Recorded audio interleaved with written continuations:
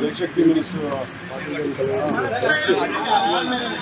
Main JJM Jal Jeevan mission సంబంధించిన పనులు విషయం బడ్జెట్ ఒకటి టైం దగ్గర ఎక్స్టెన్షన్ చేయాలి.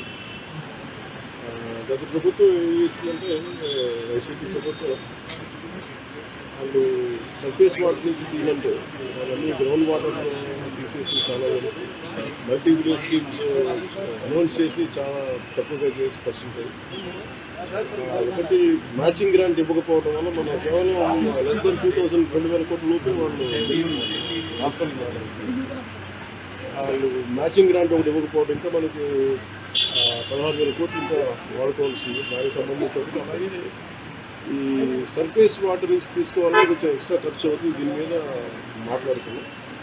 సో ఒకసారి వాళ్ళ సహాయ సహకారం అడగడానికి అలాగే ప్రధానమంత్రి గారు కూడా ఇంకా ఒకసారి తెలియజేస్తామని చెప్పారు. నేను అడిగిన దీనికి సంబంధించి వాళ్ళు అడిగి మేజర్ ఉన్నట్టు ఒకటి బడ్జెట్ని ఇంక్రీజ్ చేయమని చెప్పారు. రెండు టైంలో జేజేఎంని టైంలో ఇంక్రీజ్ చేయాలి. ఎప్పటివరకు ఇంక్రీజ్ చేయాలి? అది మనం 27 దాకా అడిగాం. అది ఇప్పుడు రేపు అన్ని రాష్ట్రాలకి ఇది అవసరం. ఇప్పుడు అనుకున్న నిర్ణీత వ్యవధిలో అవ్వలేదు. అందుకని అది చేస్తానని చెప్పి అది ప్రధానమంత్రి గారు నిర్ణయం తీసుకోబోతారు. ఇప్పుడు కలిసి ప్రధానమంత్రి నేను మాట్లాడేది మన ముఖ్యమంత్రి గారు లాస్ట్ గవర్నమెంట్ మ్యాచింగ్ గ్రాంట్స్ ఇవ్వలేదు కాబట్టి అవన్నీ మురిగిపోతాయి.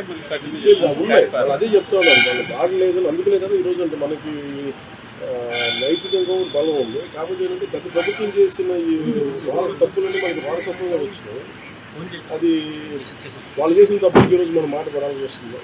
మాట పడుతున్నాం. ఎప్పటి నుంచి మొదలు పెడతారు సార్? మళ్ళీ ఇది ఇంకొక ఆల్రెడీ మనం ఇంకొక 2-3 వారాల్లో దీనికి కొంచెం డీటెయిల్ ఒకటి చేస్తున్నాం. జేజీఎం సంబంధించి డిపిఆర్ కూడా ఒకటి చేయాలి. ఏదో 2-3 వారాల్లో అయిపోతుంది. ఇంకా ఎంత పర్సెంట్? ఈరోజు అంటే మన వైస్ ప్రెసిడెంట్ గారిని కలుస్తాం. అలాగే రైల్వే మన మినిస్టర్ గారిని కలుస్తాం. ఫైనాన్స్ మినిస్టర్ మన నిర్మలా సీతారామన్ గారు, లలన్ సింగ్ గారు, పంచాయతీ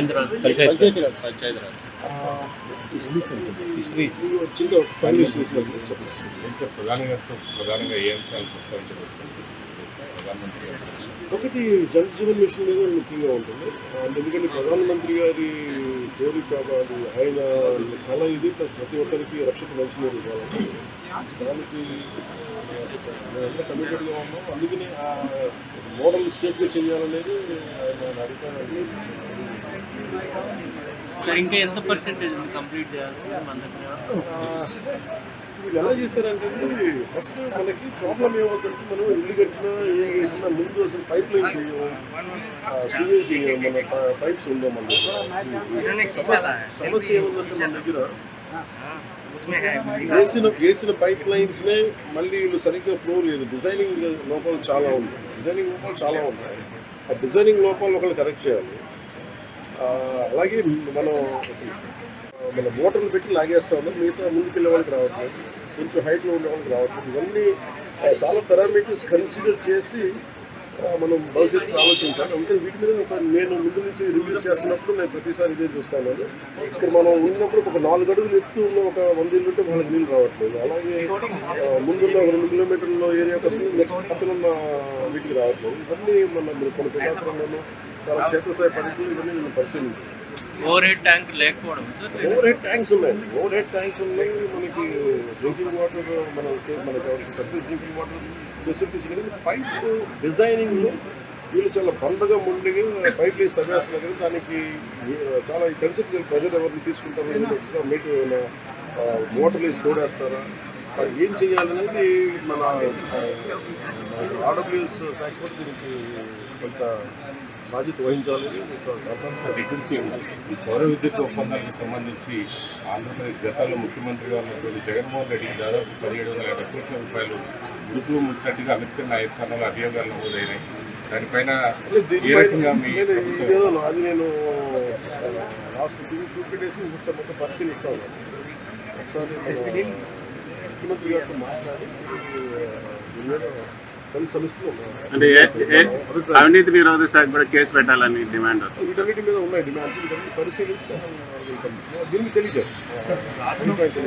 రాష్ట్రంలో రోజుకు కుంభకోణం బయటపడతాం.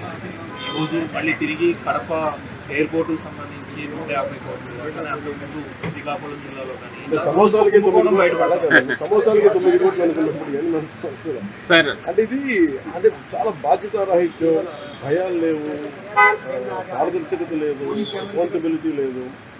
ఇవన్నిటికీ వీఆర్ పేయింగ్ ద ప్రైస్. ఇదేంటి భవిష్యత్తులో ఇలాంటి పునరావృతం కాకుండా చూడాలి. ఒకటి వాళ్ళు చేసిన దానికి వాళ్ళని అకౌంటబిలిటీ తీసుకురావడం, రెండు భవిష్యత్తులో ఇలాంటి పునరావృతం కాకుండా ఉండదు. సార్ ఆర్జీవీ నోటీసులకి స్పందించకుండా ఆయన తప్పించుకుని తిరుగుతున్నారు. ఆయన ఒక్కళ్ళే గారు, మిగతా చాలా మంది కూడా విచారణకు రమ్మంటే రాకుండా తప్పించుకుని తిరుగుతున్నారని చెప్తున్నారు. పోలీసులు ఆ విధంగా వాళ్ళు పట్టుకోలేకపోతున్నారా, లేకపోతే ఏంటి అసలు? అంటే చిత్తశుద్ధి లేదా పోలీసులు వాళ్ళకి అరెస్ట్ చేయడానికి కానీ వాళ్ళు పట్టుకోవడానికి కానీ, లేదంటే వాళ్ళు తిరుగుతున్నారా? ఏంటి సార్ అది? పోలీసు నా పనులను చేసుకున్నాను అనుకున్నా. అట్లా కదా, గత గవర్నమెంట్ లో అయితే ఎక్కడున్నా కూడా పట్టుకొని వచ్చేవాళ్ళు, ఇక్కడ మాత్రం పోలీసులే వాళ్ళు చెప్తున్నారు వాళ్ళు పట్టుకెళ్ళిన సందర్భాలు అనిపించట్లేదా? ఇలా అనిపించట్లేదు. పైగా ఇప్పుడు చంద్రబాబు గారి మీద నందిగామలో దాడి చేసిన వాళ్ళు సింపుల్ గా కోర్టుకు వెళ్ళి వచ్చి బయటకు వచ్చేసామని చెప్పి నల్లర ఎగరేసుకునేటువంటి పరిస్థితి కనిపిస్తా ఉంది. ఎక్కడ లోపం ఎక్కడుంది? వాళ్ళంతా పోలీసులు కళ్ళు కప్పి వాళ్ళు అంత ఇదిగా తప్పించుకోగలుగుతున్నారా? లా అండ్ ఆర్డర్ హోమ్ నేను చేయట్లేదు. సో మీరు ఇది అడగాల్సింది మీరు ముఖ్యమంత్రి గారు. కూటమి ప్రభుత్వం కాబట్టి మీరు పంచాయతీ రాజ్ గురించి అడిగితే నేను చెప్పగలను. కొన్ని ఇది మా ఏం జరుగుతుంది ఒకసారి మీరు చెప్పినవన్నీ సమిష్టి బాధ్యత కదా సార్. ఖచ్చితంగా నేనే అన్నీ తప్పించుకోవట్లేదు కదా, కానీ ఒక మాట చెప్పేటప్పుడు కొంచెం బాధ్యతగా చెప్పాలి. సో మీరు మా మీడియా మిత్రులు అడిగారు ఢిల్లీలో, ఇవన్నీ నేను మా ముఖ్యమంత్రి గారి దృష్టికి, హోంమంత్రి గారి దృష్టికి తీసుకెళ్తాను. ఏం చెప్పంటారు చెప్పండి, మీ మాటకు నేను తీసుకెళ్తాను. అంటే మిమ్మల్ని అంత ఇబ్బంది పెట్టినప్పుడు, అంత ధైర్యంగా ఆంధ్ర పోలీసులకు ఈరోజు ఆంధ్ర పోలీసు ఎందుకు తట్టుపాయిస్తున్నారు అడగాలి. మరిన్ని వీడియోస్ కోసం ఛానల్ సబ్స్క్రైబ్ చేయండి. లేటెస్ట్ అప్డేట్స్ కోసం వాట్సాప్ ఛానల్ ఫాలో అవ్వండి. అండ్ లింక్ డిస్క్రిప్షన్ లో ఉంది.